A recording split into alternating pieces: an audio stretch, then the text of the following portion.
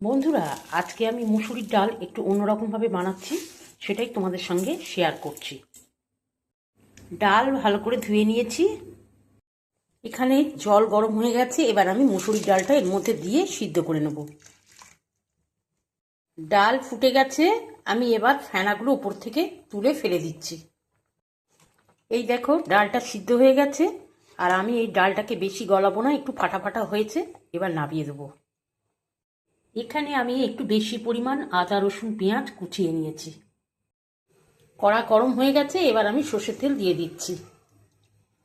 তেলটা গরম হয়ে গেছে, এবার আমি আদা রসুন পেঁয়াজ কুচি দিয়ে দিচ্ছি।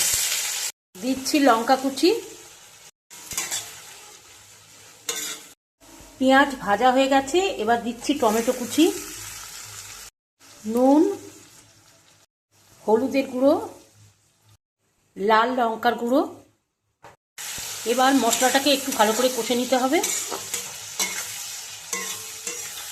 এই দেখো, মশলা কষা হয়ে গেছে আর টমেটো একদম গলে গেছে। এবার আমি এর মধ্যে ডালটা ঢেলে দেব।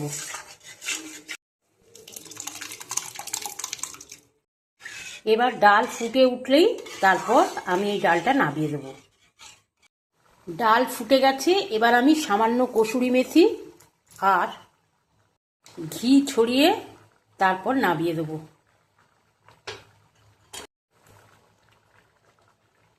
ডাল হয়ে গেছে, এবার আমি নামিয়ে দেব। এই ডালটা ভাত, রুটি সব কিছুর সঙ্গে খেতে খুবই ভালো লাগে। আজকে আমার রান্না তোমাদের কেমন লাগলো?